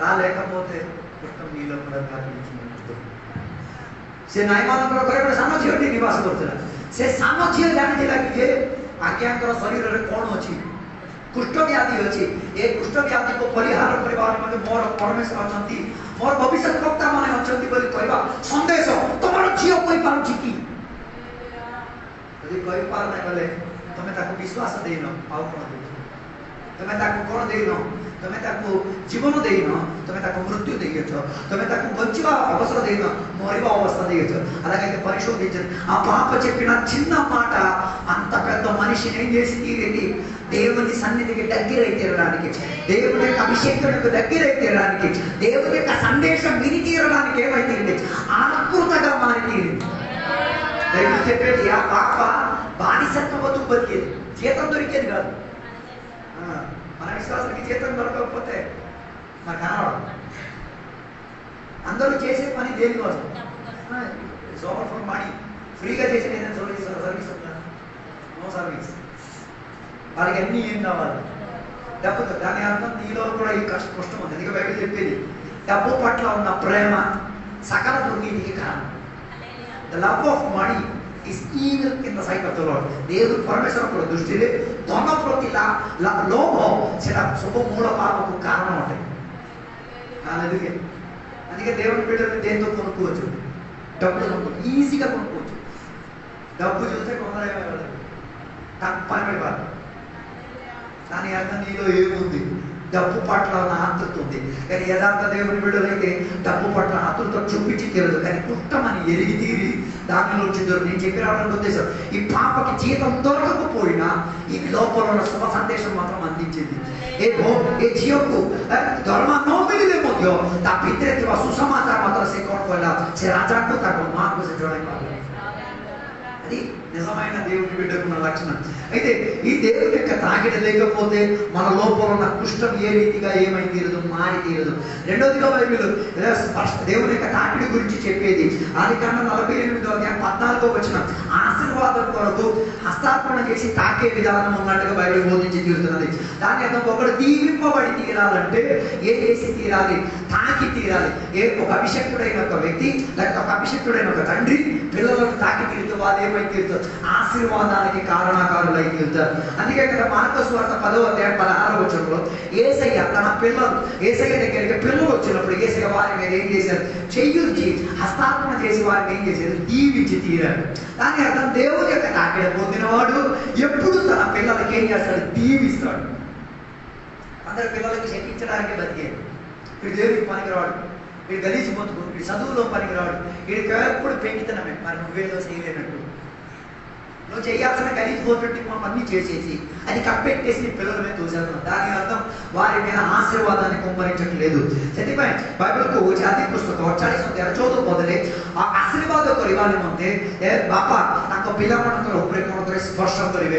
ତାର ଅର୍ଥ ମାର୍କ ଲିଖିତ ସୁସମାଚାର 10:16 ପଦରେ ପଢିବା ସମୟରେ ଈଶ୍ୱର ଯୀଶୁ ପିଲାମାନେ ଯୀଶୁଙ୍କ ନିକଟକୁ ପିଲାମାନେ ଆସିବା ସମୟରେ ଯୀଶୁ ସେ ପିଲାମାନଙ୍କୁ କ'ଣ କଲେ? ସ୍ପର୍ଶ କରି ସେମାନଙ୍କୁ ଆଶୀର୍ବାଦ କଲେ। ସେମିତି ଆଶୀର୍ବାଦ କରିବା ଦ୍ୱାରା ସେ ପିଲାମାନେ ସକାଳେ ఆశీర్వాద ప్రాప్త ହେଇଗଲେ। ఇది నేను చెప్పిన వాళ్ళను దేవుడి తాకిడి పొందిన వాడు ఏది తాకినా దీవింపబడదు. దేవుడి తాకిడి పొందలేనోడు ఏది ముట్టినా శాపానికి కారణం. కొంతమంది ఆడవాళ్ళు పెళ్లి చేసుకుని ఏ ఇంటికి వెళ్తారు, ఆ ఇంటికి శాపం మాత్రం. కారణం ఏంటి? అది ఏ శాపానికి ఉండేది. కొంతమంది పురుషులు ఉన్నారు, ఏ ఇంటికి అడుగు పెట్టినా ఆ ఇంటికి ఆశపాదం రాదు, శాపం వస్తుంది. నీ వలన ఏం వస్తున్నది ఒకసారి ఆలోచించు. తుమ్ము ద్వారా తమ మొండడికి కోణం ముడిచింది, నీ ద్వారా నీ సంఘానికి ఏం దొరుకుతుంది ఒకసారి ఆలోచించు. గతలోక మొండడికి ఆశీర్వాద ద్వారా మొండడికి అభిశాపం వచ్చింది. గతలోక మన మొండడికి ఆశీర్వాద ద్వారా ఆశీర్వాదం పోతుంది. కొందరు బైబిల్ లుదియా గురించి చెప్పే మాట, లుదియా ఉండబట్టి ఆ ఊరిలో ఉన్న వాళ్ళందరికీ ఆశీర్వాదం కలిగేది. లుదియా రాజ్యంలో ఉండడం వలన ఆమె మరణించిన గడియలో అనేక మంది ఆశీర్వాదానికి పారభాగస్తులై తీరారు. నేను చెప్పి రావడం మాట, నీ పాస్టర్ గారికి నీ మూలంగా ఆశీర్వాదం వస్తుందా? నీ సంఘానికి నీ మూలంగా ఆశీర్వాదం వస్తున్నదా? నీ సమాజానికి నీ మూలంగా ఆశీర్వాదం వస్తున్నదా? నీ దేశానికి నీ మూలంగా ఆశీర్వాదం వస్తున్నదా? రాలేకపోతే దాని అర్థం దేవుడి తాకిడి అనుభవించలేదు. దేవుని స్పర్శ కాదు అనుభవించింది, ఇంకెవరో స్పర్శను అనుభవించింది. అందుకే పగటి వేళ ఆత్మిక దీవెనలు పొందిన మనం అడుగెట్టిన చోటు ఆశీర్వాదంగా మారి తీరాలి, వెళ్ళిన ఇల్లు ఆశీర్వాదంగా మారి తీరాలి, వెళ్ళిన సంఘం ఆశీర్వాదింపబడి తీరాలి, వెళ్ళిన దేశం ఆశీర్వాదంగా మారి తీరాలి. ఇజ్రాయేల్ దేశం గురించి బైబిల్, ఇజ్రాయేల్ దేశం గురించి మనం చరిత్రలో చదవగలిగింది. దేనికి పనికిరాని చోటు, అందరూ దానిని తొక్కేసి వెళ్ళిన చోటు. కానీ అక్కడ ఇప్పుడు అరణ్యంలో కూడా ఏమైతే తీరుతున్నది? విపరీతంగా పంట దొరికి తీరుతున్నది. దాని అర్థం ఆ దేశం ఏమైతే ఉంది? ఆశీర్వదింపబడే స్థాయిగా మారింది. স্পর্শ করে তোমার দ্বারা তোমার পালক আগে আশীর্বাদ পাইবার আছে, তোমার মন্ডলী তোমার দ্বারা আশীর্বাদ পাইবার আছে, তোমার দেশ তোমার দ্বারা আশীর্বাদ পাইবার আছে, তোমার সমাজ তোমার দ্বারা ఆశీర్వాద পাইবার আছে। లేకపోతే ఏమై తీరుతుంది? శాపానికి కారణమై తీరుతుంది. అబ్రహాం ఇంట్లో నుంచి అబ్రహాం యొక్క భార్య సారాని ఎత్తుకుపోవడం వలన ఏమై తీరింది? ఆ దేశస్తులందరికీ శాపం వచ్చి తీరింది. అబ్రహాం యొక్క స్త్రీకు ଜଣେ ନେଇଯିବା ହେତୁ ତାଙ୍କର ଦେଶରେ ଥିବା ଲୋକମାନଙ୍କୁ କ'ଣ ଆସିଲା? ଅଭିଶାପ ଆସିଲା, శాప వచ్చింది. దాని అర్థం మీ పగటి వేళ పరిశోధించు తీరాలి. నీ చేతిలో నుంచి ఆశీర్వాదం వ్యాపరించాల్సిన చోట్లో ఆశీర్వాదం వ్యాపరించట్లేదంటే దాని అర్థం ఈ పగటి వేళ దేవుని యొక్క స్పర్శ నీకు కావాలి, దేవుని నీకు తాకి తీరాలి, దేవుని యొక్క తాకిడి నీవు అనుభవించి తీరాలి. అందుకే బైబిల్ చెప్పే మాట, దేవుని యొక్క సహోదరులు కలిసి ఉండుట ఎంతో మేలు, ఎంతో ఆశీర్వాదకరం. ఆ ఆశీర్వాదకరం ఏ రీతిగా ఉన్నదని బైబిల్ చెప్పేది. అది ఆ రోజు తల మీద పొయ్యబడిన అభిషేక తైలం అది తల నుండి అది పాదము వరకు ఏమైతే కుమ్మరించగలిగి ସେମିତି ପରମେଶ୍ୱରଙ୍କ ଦ୍ୱାରା ଅଭିଷେକ ପ୍ରାପ୍ତ ଜଣେ ବ୍ୟକ୍ତି ସେ ଆଶୀର୍ବାଦକୁ କାରଣ ଅଟେ। ସେ ଆଶୀର୍ବାଦ ମୁଣ୍ଡ ଉପରୁ ଗୋଡ଼ ପର୍ଯ୍ୟନ୍ତ ବହି ଆସିପାରିବ। అలాగే ఇది నేను అడిగే ఒక మాట, నీ మూలంగా ఈరోజు సంఘం దీవింపబడుతున్నదా? అది తుమరి ద్వారా తుమర మొండడి ఆశీర్వాద పౌచికి, అది తుమరి ద్వారా తుమర పాడపాటి ఆశీర్వాద పౌచుంది. కొన్ని సంఘాలు అయితే పాస్ గారి పైన శాపం కొట్టున్నాయి, ఆదివారం ఆదివారం శాపం కొట్టున్నాయి, ఈ మొత్తం తీసుకొచ్చి ఎవరి మీద పడేస్తారు. 90% మంది సేవకులు చచ్చిపోయే కారణం ఏంటో తెలుసా? సంఘ బిడ్డలు ఆ సేవకుడికి ఏమి ఇచ్చింది? ఆశీర్వాదం ఇచ్చింది. నేను డబ్బు ఇచ్చే ఆశీర్వాదం గురించి నేను చెప్పట్లేదు, నేను ఆస్తిపాస్తి ఇచ్చే ఆశీర్వాదం గురించి నేను చెప్పట్లేదు. నేను చెప్పే మాట బైబిల్ ఆస్పదంగా జీవించి తీరి ఆ సంఘానికి ఆశీర్వాదం కలిగి. అందుకే చాలా మంది సేవకులు ఏమైపోయి తీరుతున్నారు, విపరీతంగా వేదన పొంది తీరుతున్నారు. ఎందుకు? సంఘములో ఆశీర్వాదం వ్యాపారించి తీరట్లేదు. మీరు కుష్ఠోడి చేతి నుంచి ఎలా అన్నం పుచ్చుకోరో అలాగే సేవకుడు కూడా అదే ఆశిస్తున్నాడు. ఒక మంచోడి చేతి నుంచి తినాలి, ఒక మంచోడి చేతి నుంచి జీవించాలి, ఒక మంచోడి చేతి నుంచి దీవెన పొంది తీరాలని ఆతృతుంది. కానీ పరివేషం ఎంత మాత్రం దౌర్భాగ్యమైపోయి తీరింది. దేవుని యొక్క ప్రజలే దేవుని యొక్క సేవకులకు ఏమైపోయి తీరుతున్నారు, శాపమిచ్చే ప్రక్రియలో మారి తీరుతున్నారు. అందుకే ఒకటి పరిశోధించండి. దేవుడు నిన్ను ఆశీర్వదించింది ఏమైతే ఎక్కడికి వెళ్ళినా నీకు దీవింపబడి తీరాలి.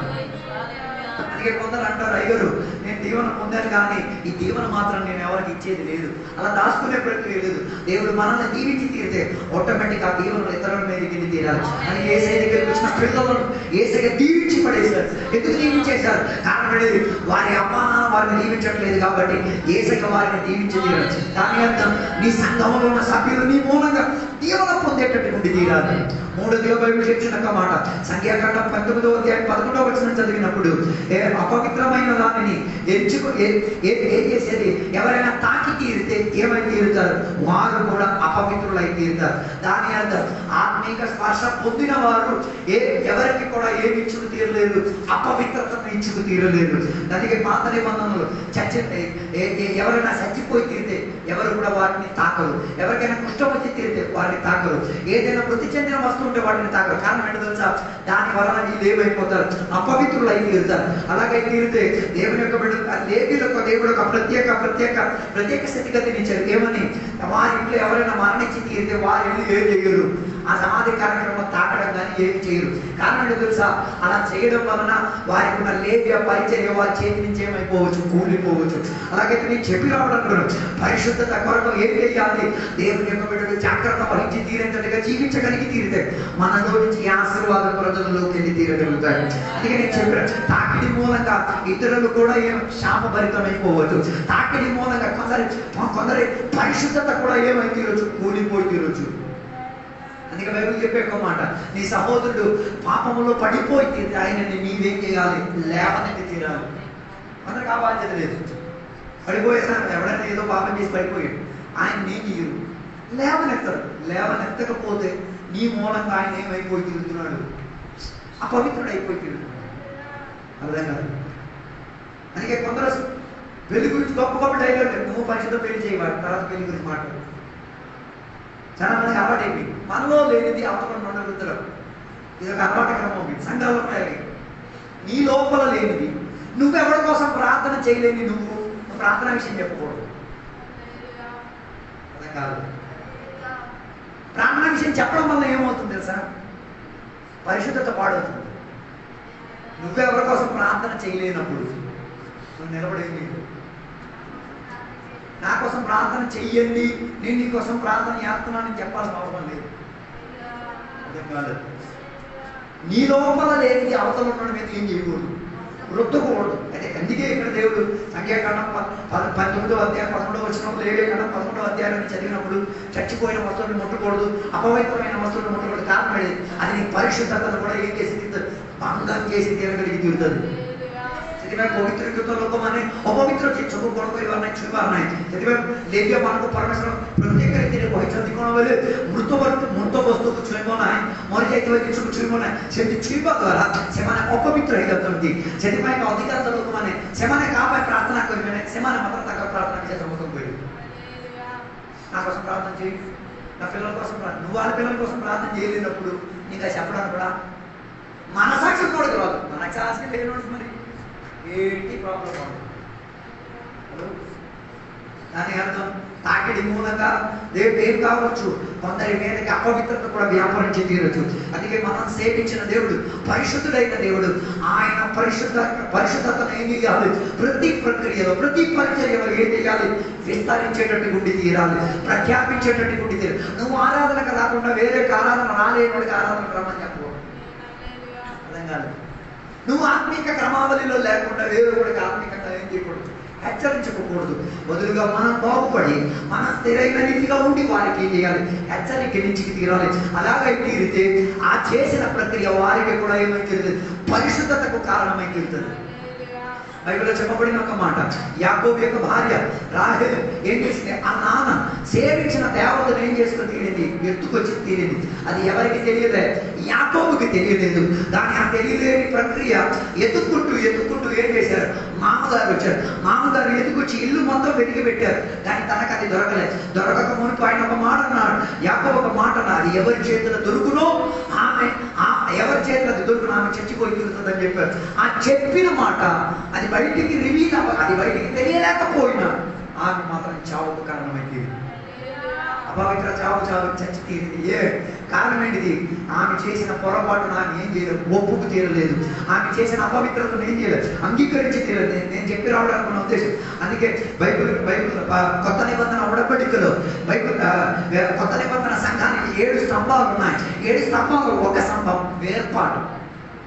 వేర్పాటు అన్నది బైబిల్ ప్రత్యేకంగా దేవుని యొక్క సంఘానికి బోధించిన హెచ్చరిక కలిగిన మాట. అందుకే కాలంలో చాలా మందికి వేర్పాటు లేదు, మిగతా అన్ని పాటలు వేరుగా వారు ఏం చేయట్లేదు, జీవించట్లేదు.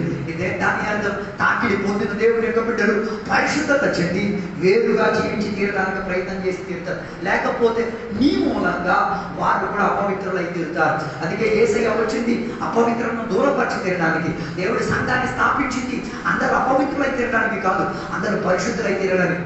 అందుకే దేవుని యొక్క బిడ్డలకు పౌలు గారు హెచ్చరించి చెప్తున్న మాట, ఒకరొకరిని ఏం చేయాలి, లేవనెత్తేటటువంటి తీరాలి.